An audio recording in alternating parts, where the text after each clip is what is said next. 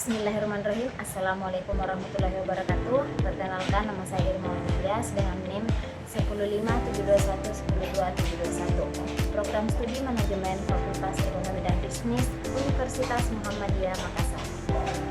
Baiklah, di sini saya akan menjelaskan materi perkuliahan tentang perencanaan dan pengembangan karir. Nah, sebelum itu, apa sih itu karir? Nah, karir merupakan jejak pekerjaan seseorang atau posisi-posisi yang sudah dipegangnya selama bekerja. Menurut KBBI, karir adalah pekerjaan yang memberikan harapan untuk maju. Sementara itu, pengertian karir secara lengkap adalah runtutan, rangkaian, atau urutan dari pengalaman-pengalaman karyawan dari memegang suatu posisi perubahan menjadi posisi yang lain selama dia bekerja di suatu tempat. Perencanaan karir. Melalui perencanaan karir, setiap individu mengevaluasi kemampuan dan minatnya sendiri, mempertimbangkan kesempatan karir alternatif, menyusun tujuan karir, dan merencanakan aktivitas pengembangan praktis. Fokus utama dalam perencanaan karir haruslah sesuai antara tujuan pribadi dan kesempatan-kesempatan yang secara realistis tersedia. Menurut Mandi tahun 1993 nomor 362. Pembahasan selanjutnya, elemen utama perencanaan karir. Pada dasarnya, perencanaan karir terdiri atas dua elemen utama, yaitu perencanaan karir individual atau individual career planning dan perencanaan karir organisasional atau organizational career planning. Perencanaan karir individual dan organisasional tidaklah dapat dipisahkan dan disendirikan. Seorang individu yang rencana karir individunya tidak dapat dipenuhi di dalam organisasi. Cepat atau lambat, individu tersebut akan meninggalkan perusahaan. Oleh karena itu, organisasi perlu membantu karyawan dalam perencanaan karir sehingga keduanya dapat saling memenuhi kebutuhan. Adapun syarat perencanaan karir yaitu 1. Dialog, 2. Bimbingan, 3. Keterlibatan individual, 4. Umpan balik, dan yang kelima, mekanisme perencanaan karir. Pembahasan selanjutnya yaitu tujuan dan manfaat perencanaan karir. Tujuan perencanaan karir bagi individu: 1. Mencapai kepuasan diri, 2. Memperoleh kesadaran diri, 3. Efisiensi usaha dan penggunaan waktu, 4.